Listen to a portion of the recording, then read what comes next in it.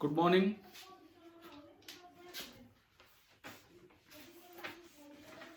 तो कल का जो आपका टेस्ट था,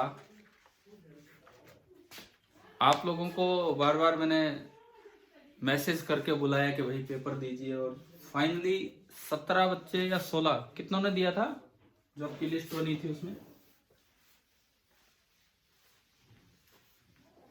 16-17 बच्चों ने कुल मिला के पेपर दिया। कुछ 3-4-5 अभी भी रह गए। तो वो जो पेपर है, जो बच्चों, एक बात बताओ, क्या आपने अपने मेल पे रिसीव किया वो paper with answers? Yes sir. मिल गया एक एक सवाल, और आपने क्या लगाया और सही आंसर क्या है? अगर आपने सही लगाया तो वही टिक आएगा, और नहीं तो फिर आपको अलग से दिख जाएगा कि उसमें ये सही आंसर था। अच्छा, फिर भी अगर कोई बच्चा ऐसा बचा हो जिसने मेल पे नहीं देखा या जिसने टेस्ट नहीं दिया, तो मैंने अभी थोड़ी देर पहले आपके ग्रुप पे वो टेस्ट पेपर भी डाल दिया था, है ना? तो आप इसमें अभी जो लेक्चर है आज का, इसी पे डाउट डिस्कशन क्लास है। तो ये जो आपका टेस्ट था ऑन ड्यूअल नेचर, इसी पे एक डिस्कशन क्लास है। तो आपने अगर देखे हो, अपने क्वेश्चन नंबर डिसाइड कर रखे हैं क्या? किस किस में डाउट है? क्वेश्चन नंबर डिसाइड कर रखे हैं आपने? बताइए अगर किसी को ध्यान है कौन सा सवाल पूछना है। क्वेश्चन नंबर 1, या चलो मैं डिस्कस करवा देता हूं फटाफट, आप देखते चलो। क्वेश्चन नंबर 1, इसमें केवल और केवल ये था कि आपको ये दिखा रखा है कि फ्रीक्वेंसी के साथ स्टॉपिंग पोटेंशियल का ग्राफ, और उसमें ये एक मेटल ए है और इसी के पैरेलल ये एक मेटल बी है, और पूछा है फाई ए जो होगा work function of A, phi A work function of A. अब इसमें पहला ऑप्शन है ग्रेटर देन फाई बी, दूसरा ऑप्शन है लेस देन फाई बी, तीसरा ऑप्शन है equal to phi B, and चौथा ऑप्शन है कि यहां से आप कंपेयर नहीं कर सकते हैं। तो इस सवाल में अगर आपने पहले ग्राफिकल स्टडी पढ़ रखी हो, आपके नोट्स में हो ये पार्ट, तो आपने देखा होगा कि जब आप इसको बढ़ाते हैं और इसको बढ़ाते हैं, तो ये तो टिक करेगा यहां पे minus phi naught A upon E, और ये टिक करेगा minus phi naught B upon E. क्या हमें याद है क्या वाई इंटरसेप्ट इस ग्राफ का? बताएं प्लीज, पढ़ा हुआ है हमने? हाँ भाई, आवाज आ रही है, सुनाई दे रहा है?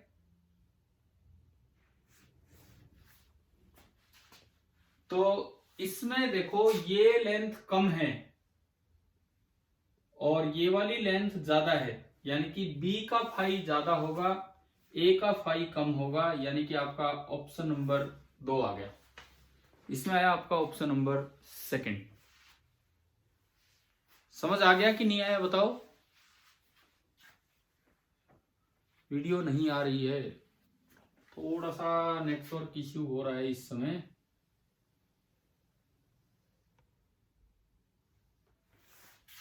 क्या किसी भी बच्चों के पास ये वीडियो नहीं आ रही है क्या? एक मैसेज आया निशांत का कि वीडियो नहीं आ रही है। सर अब आ रही है, पर आप भी ब्लर है और अटैक। हाँ, वो थोड़ा यार कभी कभार हो जाता है नेटवर्क में। लेकिन ये बताओ, क्वेश्चन नंबर 1 क्लियर है सभी को?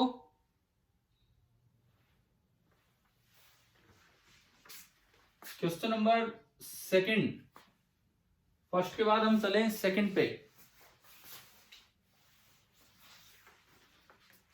According to Einstein's equation, the graph between kinetic energy ejected and frequency of this.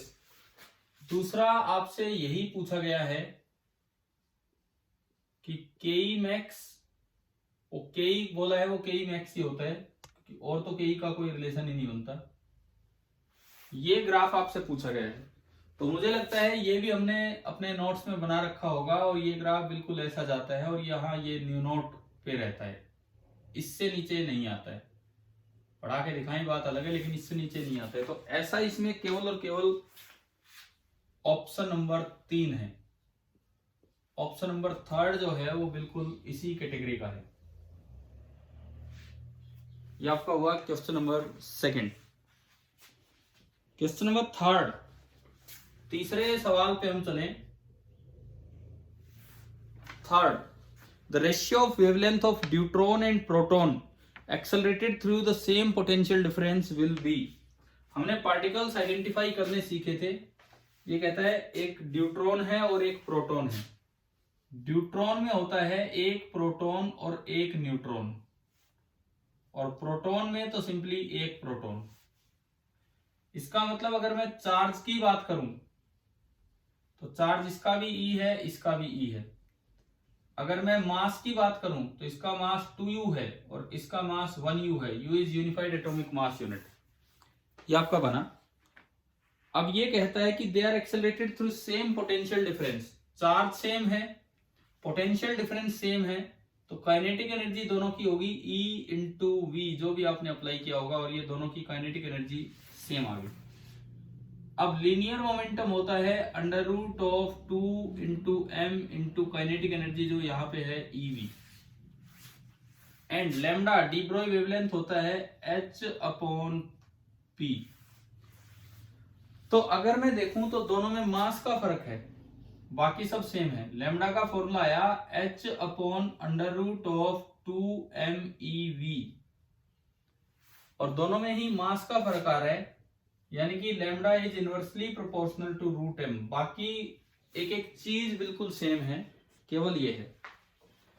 इसका मतलब हुआ, अगर मैं इसको अप्लाई करूं तो lambda deuteron upon lambda proton that is equal to √ mass of proton upon mass of deuteron. और mass of proton तो 1 है और मास ऑफ ड्यूट्रॉन 2 है, तो ये आपका आ गया √1/2। और ऐसा आपका 1/√2 ऑप्शन 1 है। ये वाला जो ऑप्शन है this is option number 1। This is option number 1। अभी मैं एक बार फिर पूछता हूं आपसे, क्या वीडियो नजर आ रहा है, दिख रहा है कि नहीं दिख पा रहा है? हाँ भी बच्चों, बताएंगे, आप जवाब देंगे? क्या क्लियर नजर आ रहा है आपको? ब्लर है सर। ब्लर है? तो जो भी जितने भी बच्चे जुड़े हैं, आप समझ तो पा रहे हैं ना इन चीजों को? मैं एक बार देखता हूं आप कौन कौन हैं स्टूडेंट्स। Total 15 participants.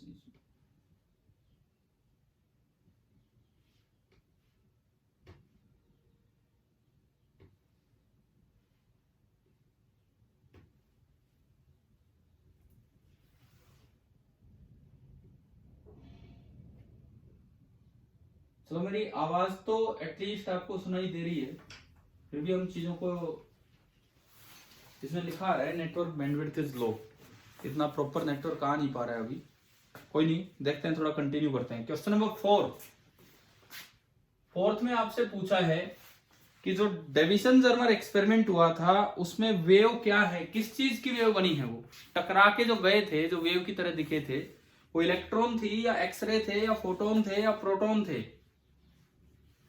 हमें पता है कि उसमें स्कैटर्ड इलेक्ट्रॉन बीम आई थी, तो वो एक इलेक्ट्रॉन बीम थी।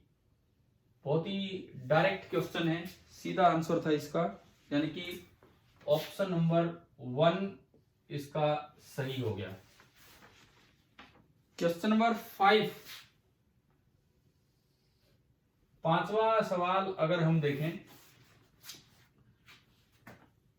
Photon of energy 6 electron volt incident on a metal surface of work function 4 electron volt. भाई ई आपको दे दिया 6 इलेक्ट्रॉन वोल्ट और वर्क फंक्शन आपको दे दिया 4 इलेक्ट्रॉन वोल्ट। अब आपसे पूछा है स्टॉपिंग पोटेंशियल इन वोल्ट, तो सबसे पहले तो के ई मैक्स निकाल लो। K E max that is equal to E - φ0। 6 - 4 यानी कि 2 electron volt. K max is equal to E minus phi naught यानी कि 2 इलेक्ट्रॉन वोल्ट के मैक्स आया।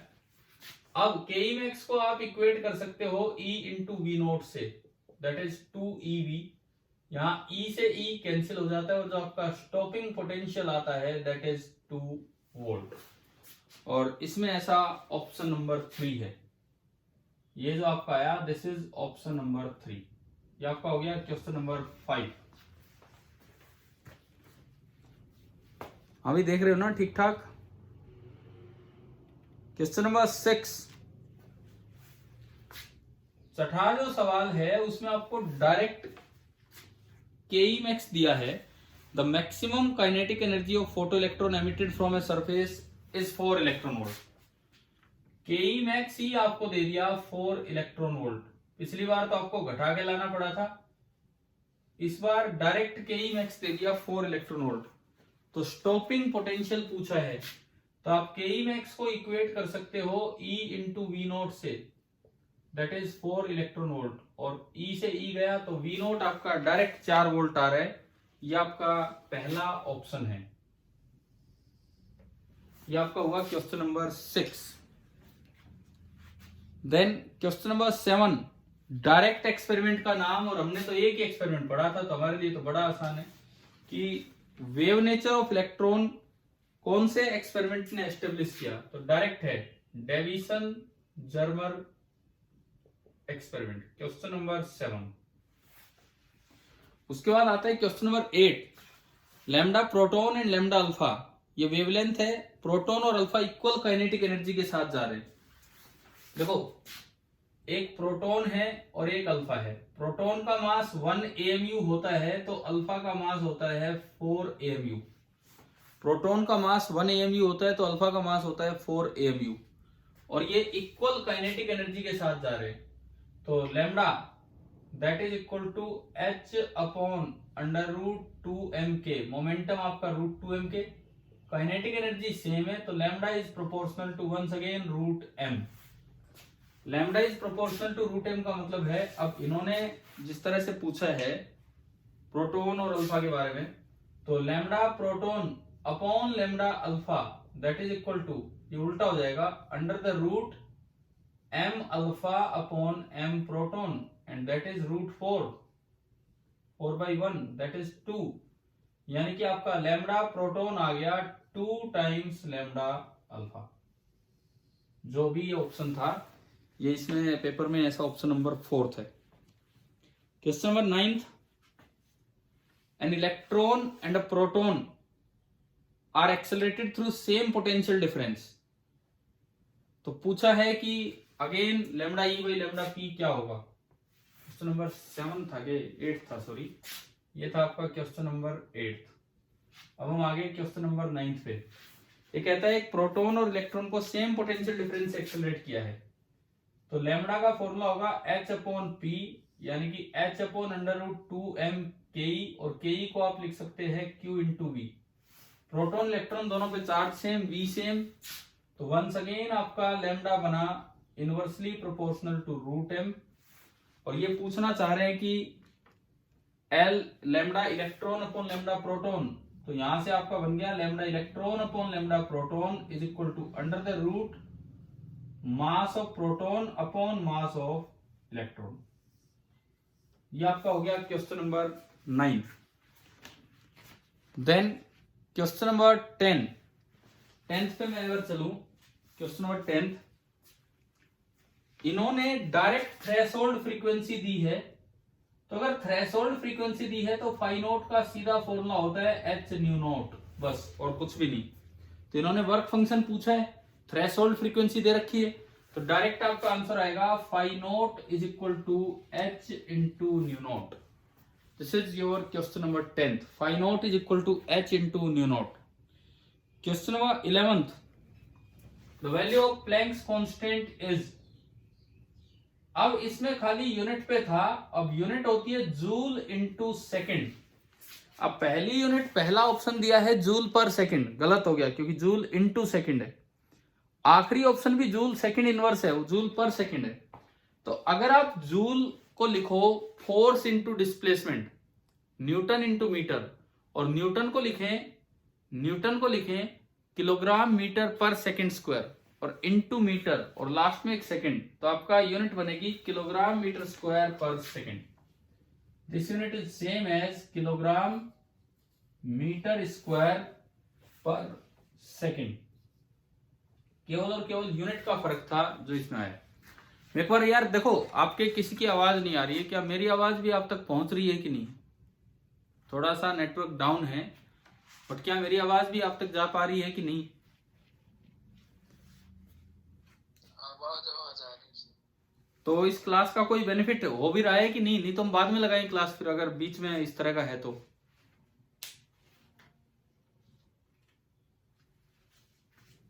हाँ भाई बताओ।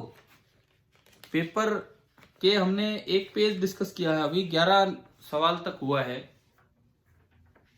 कुछ बेनिफिट है तो मैं इस क्लास को कंटिन्यू करूं, नहीं है तो हम अभी देखो, अभी शायद कुछ दिख रहा हो। दिख रहा है वीडियो? देखिए इस थोड़ा ठीक है। हाँ एक बार देखो तो कोशिश कीजिए, शायद नेटवर्क में कुछ इंप्रूवमेंट हो। बीच में ऐसा है, बार बार डाउन हो जाता है भाई नेटवर्क, क्या करे, कोई नहीं।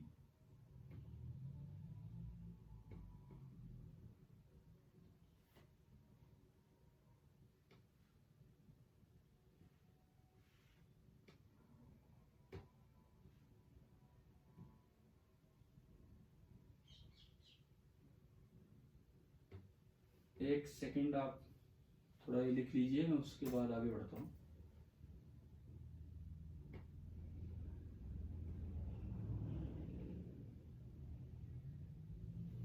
बीच में थोड़ा ठीक दिखने लगा था, ये फिर से वैसा ही नेटवर्क हो जाता है। Bandwidth is low. चलो मैं फिर भी आपसे पूछता हूँ, 1 से 11 किसी का कोई डाउट बचा है? 1 से लेके 11 तक, पेज नंबर 1 पे 11 तक सवाल थे इस जो आपको असाइनमेंट दिया था आज बना के। 1 से 11 कोई और प्रॉब्लम, कोई और डाउट बचा हो?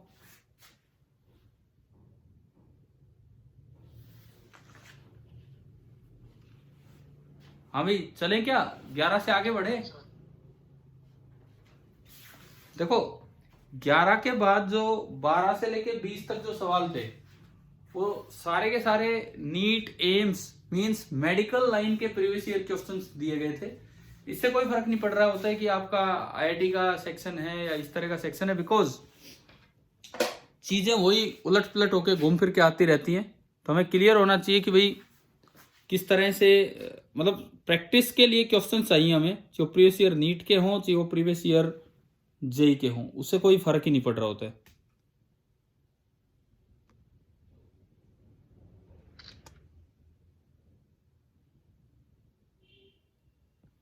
चलो इससे आगे देखते हैं हम। हमने यहीं से इसका स्क्रीनशॉट लिया है।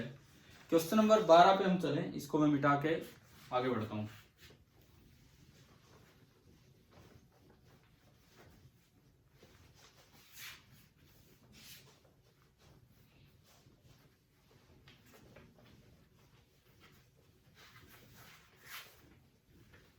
ट्वेल्थ क्वेश्चन में, ये नीट 2016 में आया था, इसमें पूछा गया कि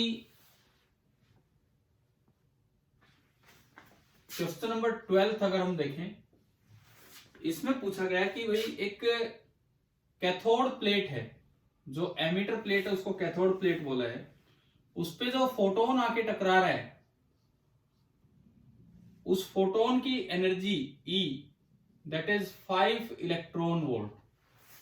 ये आपको दिया गया है कि उस फोटोन की जो एनर्जी है E that is 5 electron volt. ये हमें क्लियर कर रखा है क्वेश्चन में, ठीक है। इससे आगे लिखता है कि इससे जो इलेक्ट्रॉन निकल रहा था उसकी Ke मैक्स, इससे जो इलेक्ट्रॉन निकल रहा था उसकी Ke मैक्स थी 2 इलेक्ट्रॉन वोल्ट, 2 इलेक्ट्रॉन वोल्ट। तो एक बार आप इस जानकारी से ये बताओ कि मेटल का फाई नोट कितना है, मेटल का वर्क फंक्शन कितना है, आइंस्टीन की इक्वेशन लगा के, कि अगर 5 इलेक्ट्रॉन वोल्ट का फोटोन आ रहा है और 2 इलेक्ट्रॉन वोल्ट Ke मैक्स है, तो मेटल का फाई नोट कितना है, बोल दीजिए।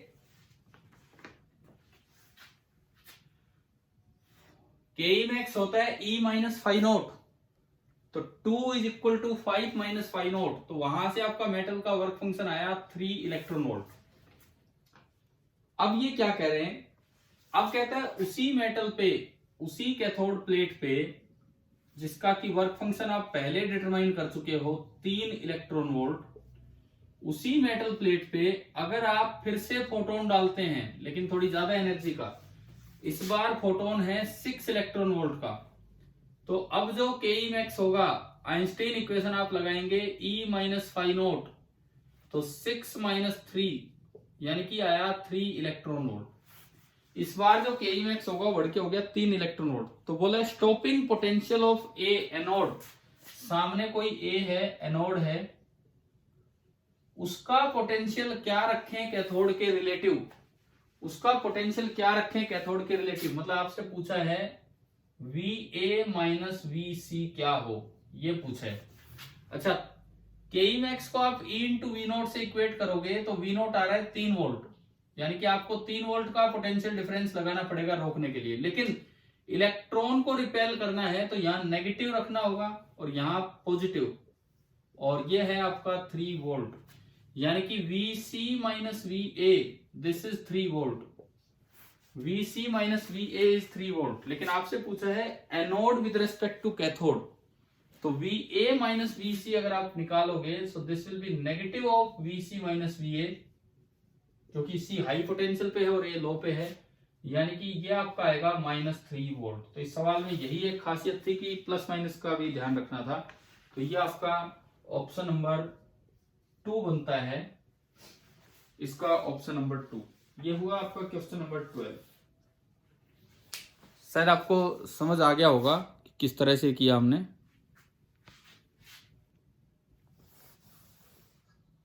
नहीं आया सर, आवाज कट रही थी बार बार। दोबारा से समझाऊं दोबारा, या अभी भी आवाज क्लियर नहीं है? समझा दो sir.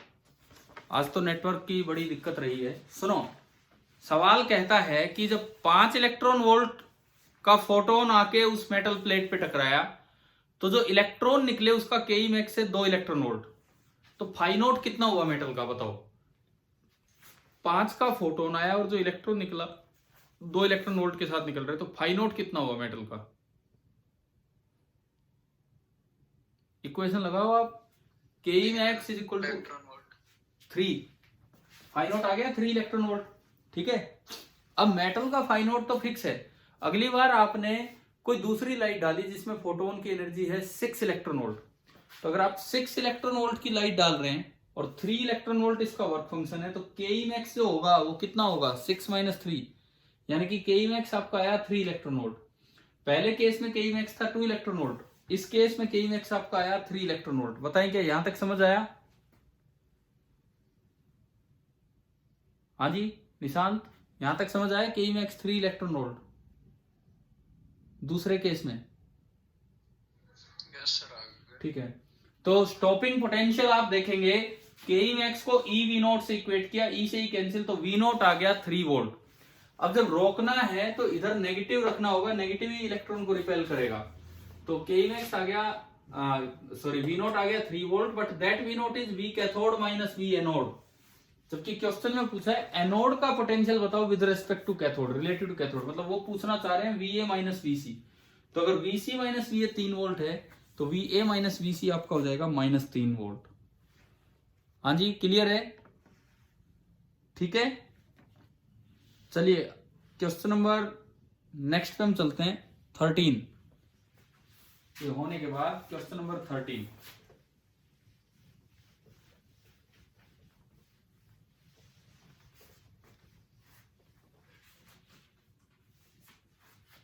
Electromagnetic wave of intensity 1400 volt पर metre square falls on a metal surface. ये एम्स 2016 में ये क्वेश्चन आया था। एक लाइट डाली गई जिसकी इंटेंसिटी आपको दी 1400 वॉट पर मीटर स्क्वायर, ठीक है, ये आपको दिया गया है। और इसका जो एरिया है, एरिया पूरी प्लेट का जो एरिया आपको दिया गया है, पूरी प्लेट का area that is equal to 1.5 metre square. Complete absorption है, तो अगर कंप्लीट एब्जॉर्प्शन हो तो फोर्स हमने पढ़ा हुआ होगा कभी IA/C। कंप्लीट रिफ्लेक्शन हो तो फोर्स होता है 2IA/C। एब्जॉर्प्शन के केस में फोर्स होता है IA/C। I कितना 1400, A कितना 1.5 और C कितना 3 इंटू 10⁸8। तो अगर मैं इसको थोड़ा सा और आगे बढ़ाऊं,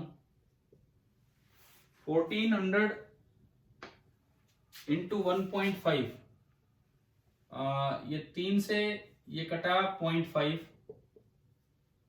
14 5 70, यानी कि आया 700/10⁸8 और you can say 7 into 10⁻⁻6 Newton. अगर इस सवाल में होता परफेक्ट रिफ्लेक्टर और नॉर्मली बीम आती तो फोर्स आ जाता 2IA/C और वो आ जाता 14 इंटू 10⁻⁻6 न्यूटन। लेकिन फिलहाल तो ये सवाल था, तो ये हमारा आंसर आ गया, जो कि इसका ऑप्शन नंबर 4 है। क्वेश्चन नंबर 13 हो गया क्लियर आप सभी को? 13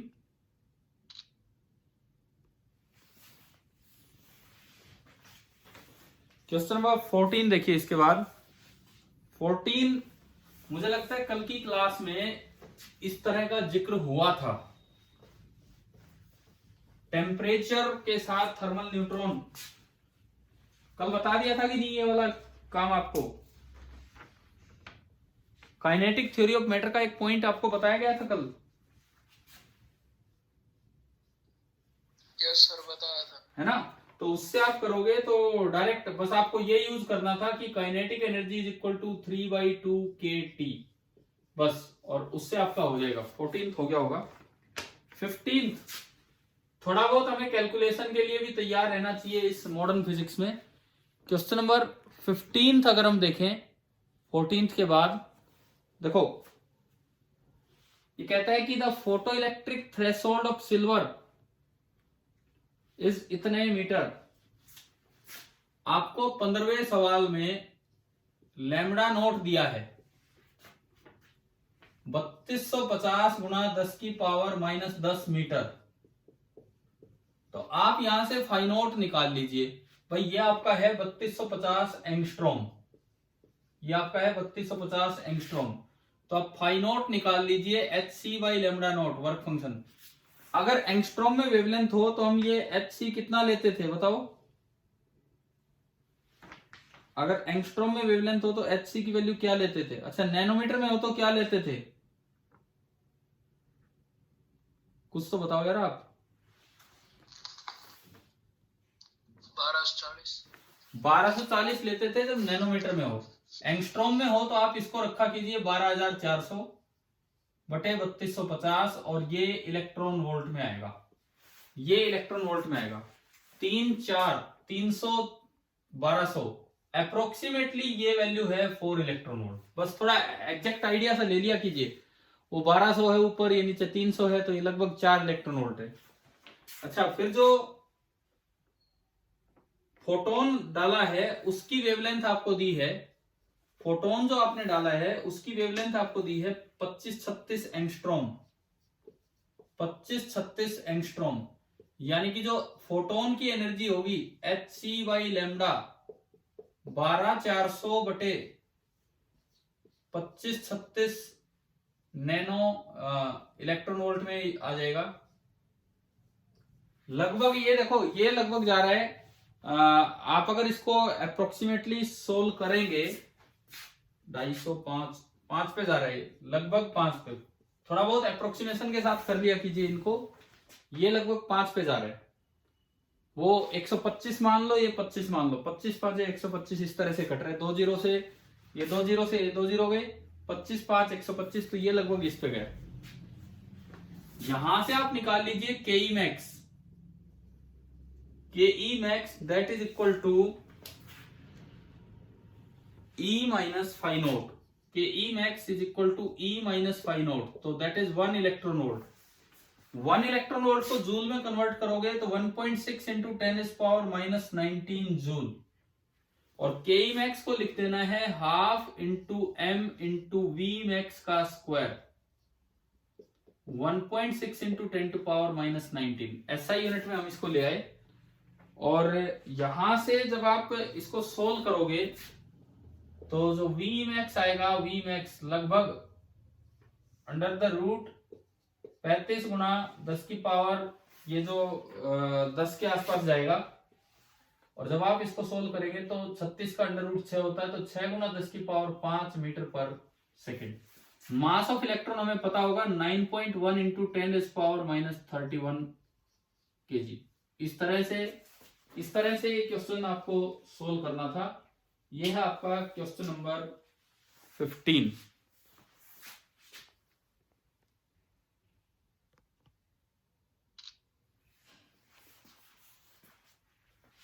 इसके बाद देखो आगे 16th पे हम चलते हैं। 15th में थोड़ी सी कैलकुलेशन थी, बट वो तो एग्जाम में आती भी है। 16वां सवाल एक एरर टाइप क्वेश्चन है। ये कहता है अगर मोमेंटम में p का चेंज कर दिया गया है तो इनिशियल मोमेंटम कितना था अगर उसके कारण डी ब्रोई वेवलेंथ में 0.5% का चेंज हुआ है। क्वेश्चन नंबर ये है आपका 16। लेट इनिशियल मोमेंटम,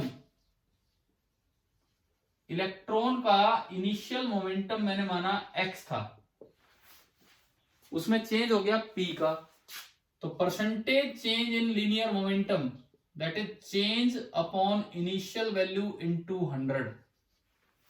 हाँ भाई बताओ, ये बात आई कि नहीं आई समझ? ठीक है, change upon initial value into 100, change p दे रखा है। अच्छा, लैम्डा का फॉर्मूला होता है h अपॉन p raise to power 1। h एक कांस्टेंट है, तो for small percentage changes, percentage change in lambda, ये एरर का फॉर्मूला जो आप +1 स्टार्टिंग में पढ़ते हैं, ये हम लगा सकते हैं फॉर स्मॉल परसेंटेज चेंजेस। जो पावर होती है न्यूमरेटर में होती है, डिनोमिनेटर में वो आगे आ जाती है, और इस तरह से, यानी कि percentage change in p that is same as percentage change in lambda, और परसेंटेज चेंज इन लैम्डा आपको दिया गया है 0.5, और परसेंटेज चेंज इन p ये रहा change upon initial value into 100 that is 0.5। तो p upon x is equal to 0.5 upon 100, 0.5 upon 100 is 1/200। Cross multiply करेंगे तो यहां से आपका इनिशियल मोमेंटम आ गया 200 इंटू p। ये आपका आया इनिशियल मोमेंटम। बताओ समझ आया कि नहीं आया ये वाला पार्ट? क्वेश्चन नंबर 16 थोड़ा एरर का फॉर्मूला यूज हो गया, पावर वाला।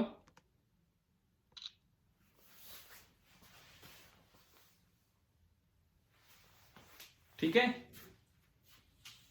चलें अगले पे बढ़े। 17th, 16th के बाद हमारे हैं 17th पे 17, 18, 19, 20 4 सवाल हमारे बचे हैं। तो अभी हम आ रहे हैं क्वेश्चन नंबर 17 की तरफ।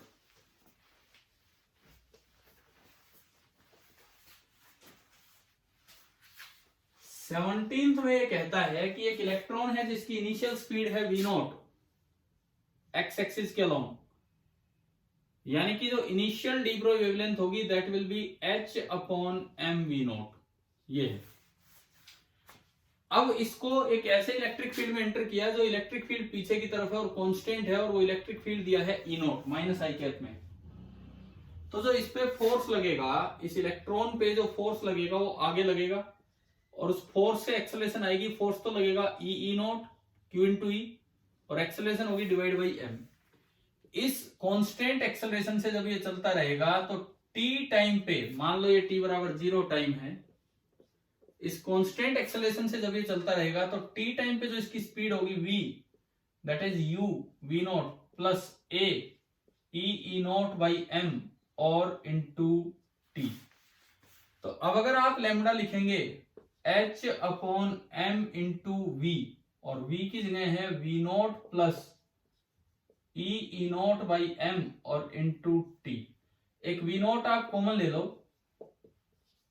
H upon M V not आपने कॉमन लिया, ये पहली टर्म 1 बची, दूसरी टर्म ई नॉट बाई एक V नॉट नीचे लगाना पड़ेगा और इंटू T, और H upon M V naught को आप लैम्डा नॉट लिख सकते हो। तो यहां से बन गया कि lambda is equal to lambda naught upon 1 plus E naught by M V naught, और लास्ट में इसके साथ है T।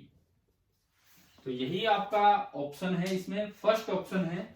तो ये आपका डायरेक्ट इस तरीके से हो जाना था, ये था इसका ऑप्शन नंबर 1। आ गया ना समझ? हाँ भाई, 17th क्वेश्चन क्लियर हुआ? ठीक है, देखते हैं हम आगे 18th पे चलते हैं। Question number 18th,